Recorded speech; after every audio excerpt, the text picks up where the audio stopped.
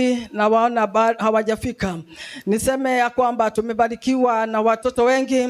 Sasa kuna firstborn, huyo Evelyn ndiye secondborn na huyu ndiye thirdborn. Hebu nichapieni makofi, ni kwa sababu ya Bwana. Unajua ni vizuri kujitambulisha. Ni kwa sababu na tumebarikiwa na wajukuu wengi, wengine mmewaona hapa na wengine ni wadogo. Na niseme ya kwamba tunaendelea vizuri. Mmesikia wakisema Saitabau, huyu ndiye Patrick Saitabau. Ni kwa sababu nimekutana na wengi wanakuja pale nyumbani, wananiambia nashiriki kanisa fulani, namuuliza mchungaji wako anaitwa nani? Anasema mimi sijui mchungaji wangu jina. Lakini sasa si nyinyi mnajua mchungaji wenu? Anaitwa Patrick Saitabau. Siku ya leo hakika tumenenewa na juu ya upendo na mtumishi wa kwanza, na likawa ni neno zuri na ni neno hakika la baraka, likawa ni neno la wakati. Ni kwa sababu akanena juu ya upendo, ni kwa sababu akasema na ya kwamba tazama jinsi ilivyo vyema huyu Yesu, huyu Mungu akamtoa mwanao wa pekee ili Yesu akapate kuja. Ni kwa sababu ya walimwengu Yesu alikuja ni kwa sababu ya kuleta upatanisho kati ya mwanadamu na huyo Mungu. Ni kwa sababu wakati ule wa Adam na Eva, hapo Biblia inasema ya kwamba walitembea pamoja na Mungu, na hapo wakaasi mbele za Mungu, na ule upendo ukaondoka, na tena ule ushirika ukawa tena hakuna tena ule upatanisho kati ya mwanadamu na Mungu tena ukawa haupo. Na ni hapo mtumishi akasema ya kwamba tukawe wakuwa na upendo. Ukawe ni mwaka wa upendo, ukawe ni mwaka wa kuinuana, ukawe ni mwaka wa kujuliana hali, ukawe ni mwaka wa kubebeana mizigo. Chapia Yesu makofi.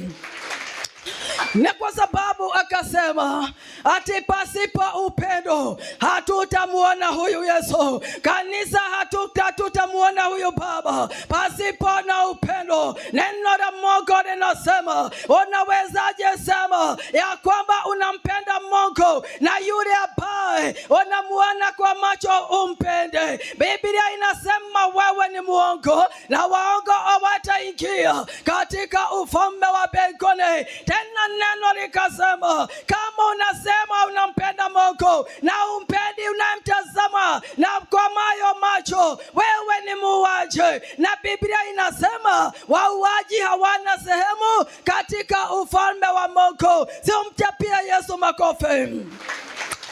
Hapo sasa na mimi nimekuja ni kwa sababu upendo lazima kuwe na nguvu za kusukuma ule upendo. Na ni hapo neno linasema, hapo tuseme katika Matendo, mimi nitanena juu ya Roho Mtakatifu. Ni kwa sababu tumenenewa juu ya upendo, nami nimekuja na topic ya juu ya Roho Mtakatifu. Hebu tusome, ni kwa sababu wa ujumbe.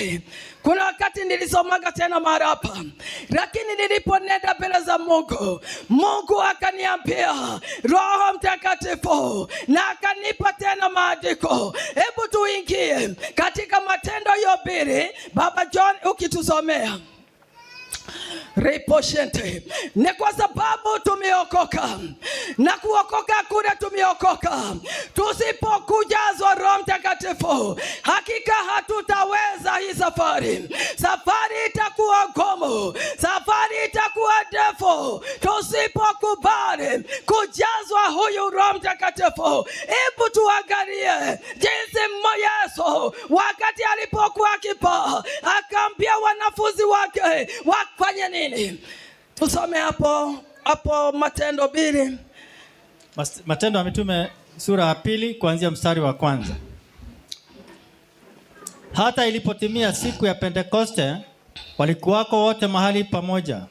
Kukaja ghafla toka mbinguni uvumi kama uvumi wa upepo wa nguvu ukienda kasi, ukaijaza nyumba yote waliokuwa wameketi. Kukatokea ndimi zilizogawanyikana kama ndimi za moto uliowakalia kila mmoja wao. Wote wakajazwa Roho Mtakatifu, wakaanza kusema kwa lugha nyingine kama Roho alivyowajalia kutamka. Amen, amen. Endelea kidogo. Endelea tu, nitakwambia. Na walikuwako Yerusalemu Wayahudi wakikaa, watu wataua, watu wa kila taifa chini ya mbingu. Basi sauti hii iliposikiwa, makutano walikutanika, wakashikwa na fadhaa, kwa kuwa kila mmoja aliwasikia wakisema kwa lugha yake mwenyewe. Wakashangaa wote, wakastajabu, wakiambiana, tazama, hawa wote wasemao si wa Galilaya? Imekuwaje basi sisi tunasikia kila mtu lugha yetu tuliozaliwa nayo? Wapadhi, Wamedi, Waelami na wakao Mesopotamia, Uyahudi na Kapadokia na Ponto na Asia, Frigia na Pamfilia, Misri na pande za Libya, karibu na Kirene. Amen. Wacha tufikishe hapo. Hapo ni wakati Yesu alipokuwa akipanda juu mbinguni, na ni hapo alipoona ule udhaifu ambao ulikuwa na wanafunzi wake. Yesu akajua ya kwamba nitakaponenda niache hawa wanafunzi, hakika hawatatenda yale mapenzi yangu. Na ni hapo Biblia ikasema ya kwamba wakaambiwa wakae Yerusalemu ili wakapate kugoja huyo msaidizi. Ni kwa sababu Yesu alipotazama aliwaambia ya kwamba mimi naenda juu mbinguni, lakini sitawaacha mayatima. Akawaambia ya kwamba mkae Yerusalemu, mkae orofa ya 3 ili mkapate kugoja huyo msaidizi ambaye ni Roho Mtakatifu. Biblia inasema ya kwamba wale wanafunzi wake wakapanda orofani, wakakaa orofa ya 3. Orofa ya 3 ni utatu wa Mungu. Wakakaa wakigoja huyo Roho Mtakatifu, na wakati wakikaa wakasikia kama upepo, wote wakajazwa, wakaanza kunena kwa lugha tofauti. Wale walikuwa kule wakaanza kusema, mbona hawa wanaongea lugha zetu? Mbona hawa wanaongea lugha tofauti? Kumbe ni Roho Mtakatifu aliwashukia, wakabadilishwa, wakajazwa uweza, wakajazwa nguvu za kuendelea katika safari hiyo. Hatutaweza pasipo Roho Mtakatifu. Tumekaa katika uwepo wa Baba. Hii hapa ni hapo tumeambiwa tupate kukaa, tukapate kugoja hii ahadi ya Baba. Wapendwa, nataka kuambia hatutaweza pasipo Roho Mtakatifu, pasipo kujazwa kama hawa wanafunzi. Mchapia Yesu makofi.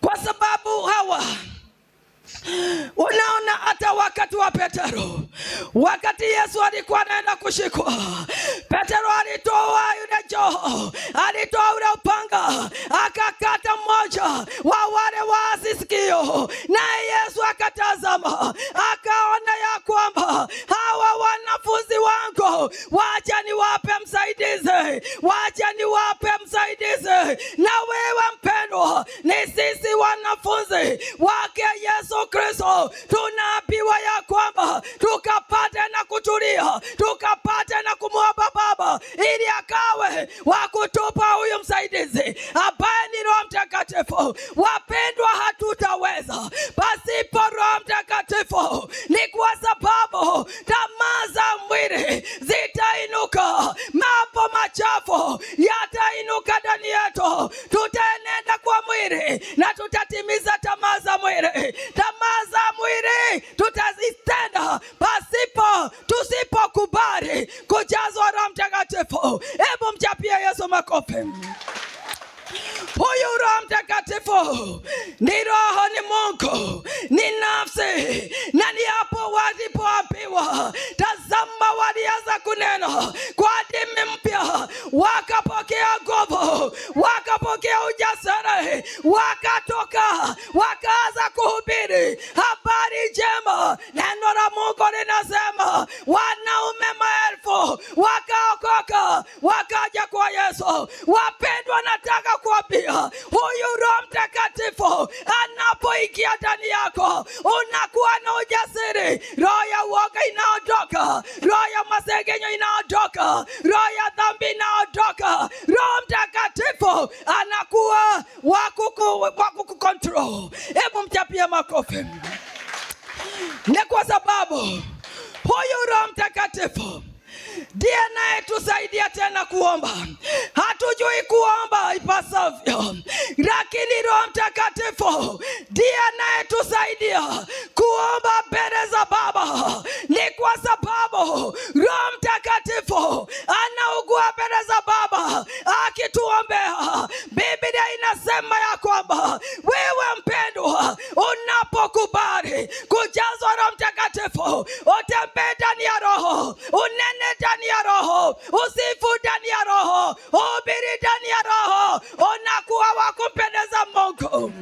Ni kwa sababu tusipokubali, tunaitwa kanisa la agape. Sisi ni watu wa rohoni, lakini nataka kukwambia ya kwamba lazima ukubali kujazwa Roho Mtakatifu, kujazwa nguvu, kujazwa uwezo, ili ukapane kushinda mambo yote ya dunia. Roho Mtakatifu ni mfariji, Roho Mtakatifu ni kiongozi, Roho Mtakatifu ni mwalimu. Roho Mtakatifu, unapojazwa Roho Mtakatifu utakuwa na neno ya mbingu. Hautakuwa na nafasi ya kusengenya, hautakuwa na nafasi ya kusema wengine. Ni kwa sababu Roho Mtakatifu anakamata ulimi wako wakati unataka kunena mabaya. Roho Mtakatifu anakamata ulimi wako, ni kwa sababu ulimi wako utakuwa umefungwa ni jamo. Chapia Yesu makofi. Ati Isaya, wakati wa Isaya, ukisoma pale Isaya 6, neno la Mungu linasema Isaya akakaa na watu wenye midomo michafu. Lakini kwanza Isaya alikuwa amekaa, kuna yule mfalme ambaye alikuwa anaitwa Uzia. Huyu Uzia alisimama, na Isaya alikuwa nabii wa Mungu, na Isaya akakosa kujitambua. Neno linasema ya kwamba alikaa na watu wenye midomo michafu. Watu walikuwa wananena mabaya, watu walikuwa wananena mambo mabaya, haifai. Na ndiyo hapo Mungu alipotazama Isaya, akatuma moja wa serafi na kara moto, akaenda akaguza midomo ya Isaya. Isaya akasikia sauti Mungu akiuliza, ni nani nitakayemtuma?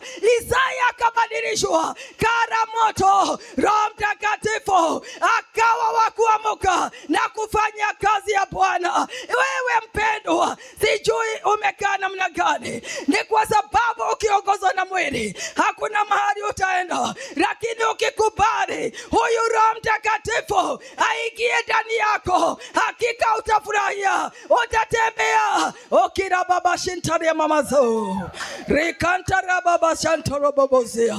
Ni kwa sababu umesikia wakati wanafunzi walika walijazwa Roho Mtakatifu, wakaanza kunena kwa lugha tofauti, wakaanza kunena ndimi za moto, wakaanza kunena lugha za malaika. Mpendwa, unapojazwa huyu Roho msaidizi, huyu Roho ambaye anatuelekeza, huyu Roho ambaye ni mwalimu, wakati unanena kwa lugha hata shetani mwenye asiki, wewe unakuwa unaingia, unapenya bingu ya kwanza, unapenya bingu la pili, unapenya bingu la tatu, maombi yako inaenda direct. Ni kwa sababu Mungu ako pamoja nawe na umekubali kujazwa Roho Mtakatifu. Hata ukinena zile lugha masa shetani mwenye aseke, wewe unatoka mahali hapo ukiwa umepokea nguvu, ukiwa umepokea uweza, unasikia Roho Mtakatifu wakati wa kuomba. Huyu Roho Mtakatifu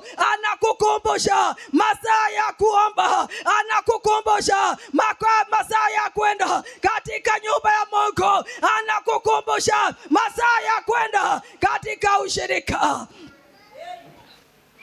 Tunaposoma hapo Matendo 1 hapo mstari wa 8. Asante Yesu.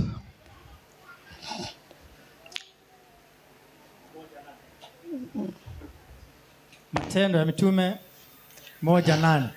Nasema, lakini mtapokea nguvu akiisha kuajilia juu yenu Roho Mtakatifu, nanyi mtakuwa mashahidi wangu katika Yerusalemu na katika Uyahudi wote na Samaria na hata mwisho wa nchi.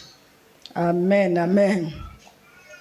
Hapo tumesikia tena neno, lakini mtapokea nguvu akisha kuajilia juu yenu Roho Mtakatifu, nanyi mtakuwa mashahidi wangu katika Yerusalemu na katika Uyahudi wote. Ati wakati tutapokea nguvu, wakati uko utapokea nguvu, wakati utakubali kujazwa Roho Mtakatifu, neno la Mungu linasema na utapokea nguvu, utatoka kuhubiri Samaria, utaenda hata na Yudea kupeleka habari njema za Yesu. Ni kwa sababu utapokea nguvu, sio nguvu za kawaida, ni nguvu za Roho Mtakatifu na uweza wa Roho Mtakatifu na hata moto wa Roho Mtakatifu na hata upako wa Roho Mtakatifu utapokea wakati utajiachilia kujazwa Roho Mtakatifu. Lakini mpendwa, lazima uwe na kiu, lazima uwe na shauku, uingie majini ili ukapate kunywa maji, ili ukapate kujazwa huyu Roho Mtakatifu. Usipokuwa na shauku, usipokuwa na kiu, utakuwa tu unasikia wengine wananena kwa dimi, lakini wewe unashindwa nini inaendelea. Ni kwa sababu wakati, jambo la kwanza ni kuokoka. Unapookoka ni vizuri kutafuta na kumwambia Mungu, tazama ni ahadi ambao ulituahidi, hautatuacha yatima bali utatuachia huyu Roho Mtakatifu. Na ni kwa sababu ni ahadi, wewe ambao umeokoka si uanze kudai ahadi za Bwana. Ni kwa sababu ni zetu, ni kwa sababu usipokubali, usipodai, utakaa tu mtu mkavu. Utakuwa tunaenda mbele za Bwana, dakika 2 tena maombi imeisha, hautani tena. Unaona, unaenda katika mikutano ambayo haifai, mikutano ambayo haimpendezi Mungu, na ni kwa sababu dhamiri yako imekufa. Wewe utakuwa wakushirikiana na wale, yale wanatenda na wanayatenda, yale wanasema na wanayasema. Ni kwa sababu Roho Mtakatifu hayuko pamoja na wewe. Kama ni kuinukia wengine, nawe uko kwa ile group, ni kwa sababu hauna msaidizi. Lakini ukikubali huyo msaidizi, hakika utatenda mapenzi ya Bwana, utakuwa tunaingia. Unajua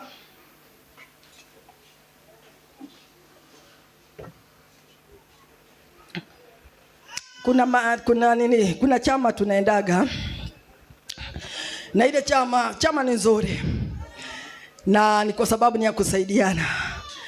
Lakini sasa mimi walinipeaga ruhusa, waliniambia, mama mtumishi, hapa tuko mchanganyiko, na yale unasikia inanenwa, nakwambia itakuchafua. Sisi tumekupa ruhusa, ni pesa tu utakuwa natuma. Ni kwa sababu siku moja nikaenda, unaona hata mtu ameokoka lakini anasahau ameokoka. Ni kwa sababu hajakubali ulimi wake, weka ulimi wake lijamo, ulimi wake kuguza na karamoto, ulimi wake kufungwa na Roho Mtakatifu. Anaropoka yeye, unashindwa. Huyu nani mtumishi, huyu ni mtendakazi, imekuaje? Lakini ni kwa sababu hana msaidizi, hana mtu wa kumcontrol ambaye ni Roho Mtakatifu. Kwa hivyo wapendwa, nataka kuambia ya kwamba kama wewe unakaa katika zile vikao, ni vizuri kuwaombea wabadilishwe, na wewe ukubali msaidizi. Ni kwa sababu wakati mnakaa katika zile vikao ambapo mnakaa kuongea mambo ambayo haifai, jua ya kwamba hata wakati unaenda mbele za Mungu, mbingu inakuaga imefungwa, unajaribu kuomba, hakuna breakthrough. Kumbe ni yale yote umenena mambo kinyume na mapenzi ya Mungu, na wewe unastahili kuwa nuru mara pale kwa wale ambao watu hawajaokoka. Unastahili kuwa nuru, unastahili kuwa chumvi, lakini unajisahau. Ni kwa sababu hauna msaidizi, ni kwa sababu hauna huyu mfariji, ni kwa sababu hauna huyu kiongozi. Wewe unakuwa wa kujiongoza. Ukienda wakikula takataka, na wewe unakuwa wakula takataka, kwa sababu nafsi na dhamiri yako imekufa. Wapendwa, nataka kuambia ya kwamba Roho Mtakatifu anatusaidia sana. Unajua kuna sherehe zingine wewe umealikwa, hata pengine ni siku ya Jumapili, unasema sitaenda kanisani, wacha niende nikawasaidie kupika. Lakini ukiwa ndani ya Roho utawaambia ninyi endeleeni na sherehe zenu, mimi nitakuja baadaye niwasaidie, ile kazi itakuwa. Lakini ni kwa sababu Roho Mtakatifu hayumo ndani yako, utakuwa tu unayatenda ya mwilini. Baadaye unakuta umemtendea Mungu dhambi bila kujua. Ni kwa sababu kukosa Roho Mtakatifu. Lakini wakati utakubali huyu Roho Mtakatifu, useme na ya kwamba wacha mwaka huu nianze na Roho Mtakatifu, wacha mwaka huu nikubali kujazwa huyu Roho Mtakatifu, ili nikaweze dhambi, ili nikaweze tamaa zote. Na hapa nataka kuambia ya kwamba Mungu si dhalimu, na Mungu si wa kipendeleo. Atakupa ile kitu unahitaji. Ni kwa sababu tunaambiwa ombeni nanyi mtapewa. Wakati unaomba mbele za Baba na kumwambia ya kwamba ninatamani ahadi, ninatamani msaidizi, huyu Yesu anakujaza. Lakini ukikaa tu utakuwa unajiongoza, ukikuta mawe inakuangusha, ni kwa sababu hauna msaidizi. Kuna mtumishi mmoja ambaye alikuwa anaitwa Stefano. Hebu Baba John tusomee hapo Matendo 7 hapo mstari wa 54.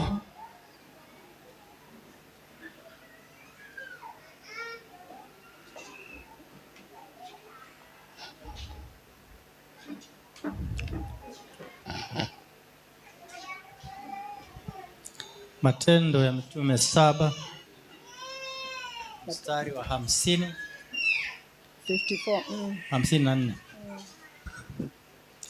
Tasoma katika jina la Bwana Yesu.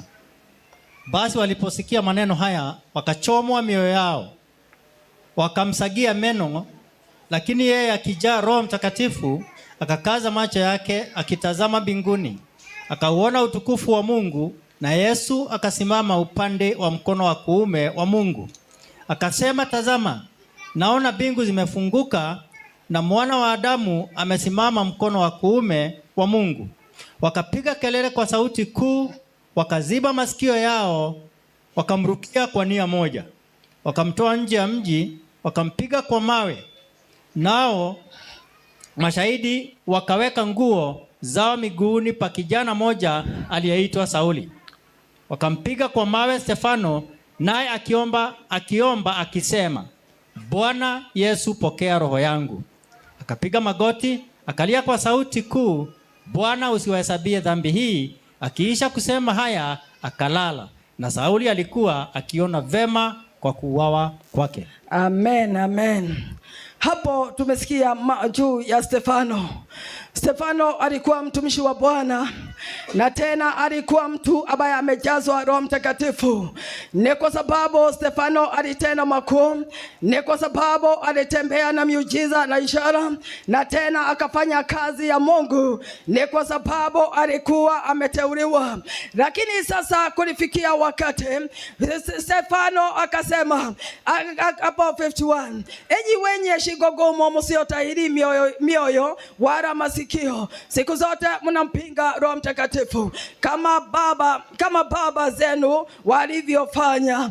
Hapo hapo sasa Stefano aliposema hayo, tazama wale watu walikasirika. Ni kwa sababu hawakujua ya kwamba yeye alisema, enyi watu wenye shingo ngumu, msiotahiriwa mioyo wala masikio siku zote. Hapo alikuwa na neno juu ya Roho Mtakatifu. Ni kwa sababu kuna kutahiri wakati umejazwa Roho Mtakatifu. Hapo unatahiri, unajazwa nguvu za Mungu. Na ni hapo akasema, msiotahiriwa mioyo yenu. Kwa hivyo tunastahili tutahiriwe mioyo yetu, tujazwe Roho Mtakatifu, tupokee hizi nguvu ili tukapande kuendelea na safari ya mbinguni. Na ni hapo wakakasirika, wakaanza kuinua mawe, wakampiga Stefano, huyo mtumishi wa Mungu. Lakini wakati ule yeye Stefano hakujiulizia, ni kwa sababu yeye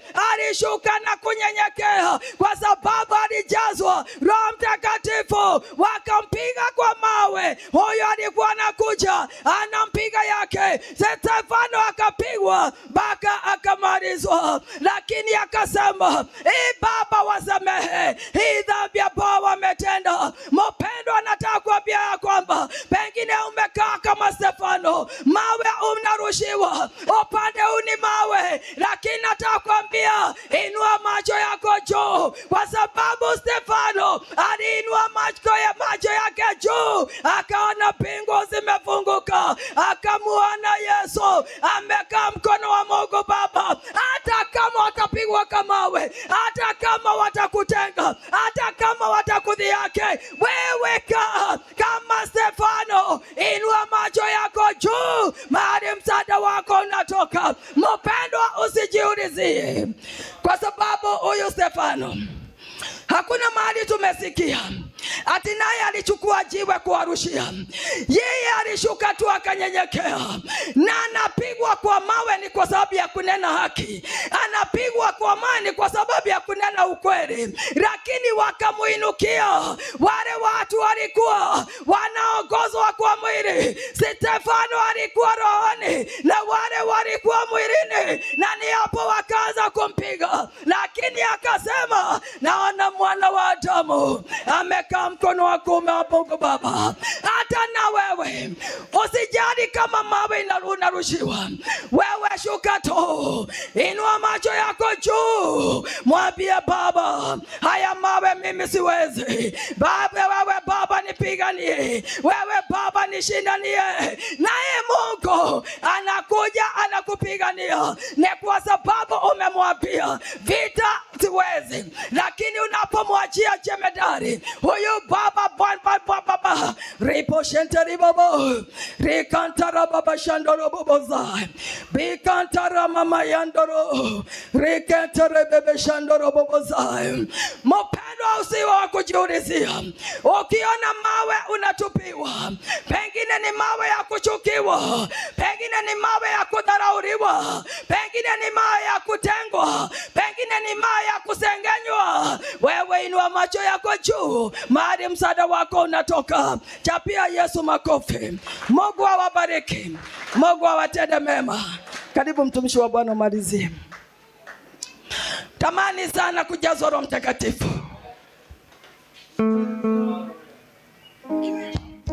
Amen.